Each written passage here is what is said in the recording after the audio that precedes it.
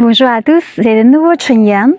Récemment, j'ai regardé la saison 4 de Westworld, une série télévisée américaine de science-fiction. Dans l'épisode 5 intitulé Zhuangzi, il y a cette question clé. Est-ce que tu t'es interrogé sur la nature de ta propre réalité? Les androïdes, appelés hôtes ou hosts, dont l'apparence est tout à fait celle des êtres humains, suivent les pistes de vie préécrites pour eux et peuvent être réinitialisés à la fin de chaque boucle narrative. Ils ont réussi à pénétrer la société humaine. La plupart des êtres humains sont également contrôlés par des mouches dressées qui entrent dans leur corps et par une grande tour qui émet des sons qui troublent leur esprit. Dans ce monde, seuls ceux qui se réveillent peuvent se rendre compte que leur monde n'est pas réel. Cela me rappelle aussi les films de science-fiction Matrix et Inception, dans lesquels l'être humain peut vivre dans un monde virtuel ou dans un rêve sans toujours s'en apercevoir. Zhuangzi ou Zhuangzhou, penseur chinois du IVe siècle avant Jésus-Christ et personnage très important du taoïsme, avait déjà réfléchi à cette question. Un jour, Zhuangzi dormait sur l'herbe et il fit un rêve dans lequel il sentait qu'il s'était transformé en papillon. Il était si heureux, le papillon voletant et voltigeant partout, qu'il oublia qu'il était Zhuangzi à l'origine. Au bout d'un moment, Zhuangzi se réveilla soudainement, mais le rêve restait toujours imprimé dans son esprit. Il se leva, se regarda et se sentit confus. Est-ce moi qui suis devenu un papillon dans mon rêve, ou est-ce le papillon qui est devenu moi dans son rêve? Se demanda-t-il. Entre un papillon et moi, il doit exister une différence. C'est ce qu'on appelle Wu Hua, la transformation des choses, conclut-il. Cette histoire se trouve dans le chapitre Qi Wu Lun, discours sur l'identité des choses, de l'ouvrage Zhuangzi.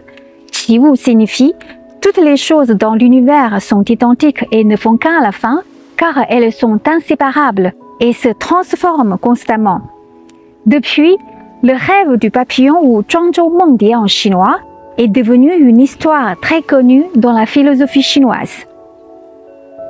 Un autre proverbe chinois, Nanke Yi Meng, ou un rêve de Nanke, est issu de la biographie du préfet de Nanke, écrite par Li Gongzuo de la dynastie Tang.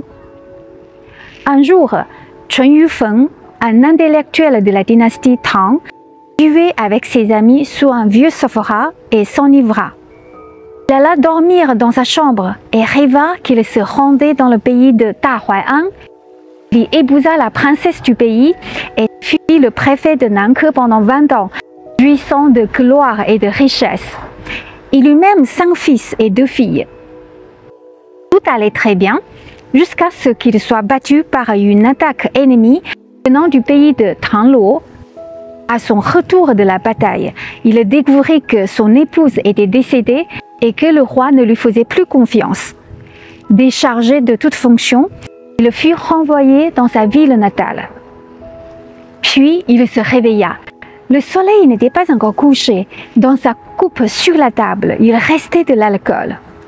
Perplexe, il creusa la base du sophora et découvrit une cavité où se trouvait une fourmilière. En l'observant de plus près, il s'aperçut que tous ces détails correspondaient à ce qu'il avait connu dans son rêve.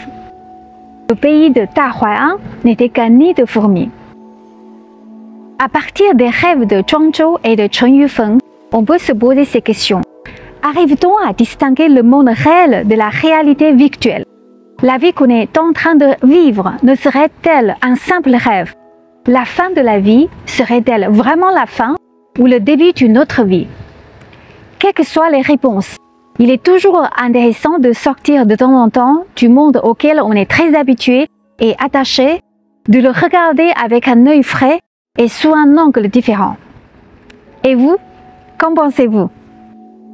Je m'arrête ici pour aujourd'hui. Je vous souhaite à tous une très bonne journée et je vous dis à très bientôt.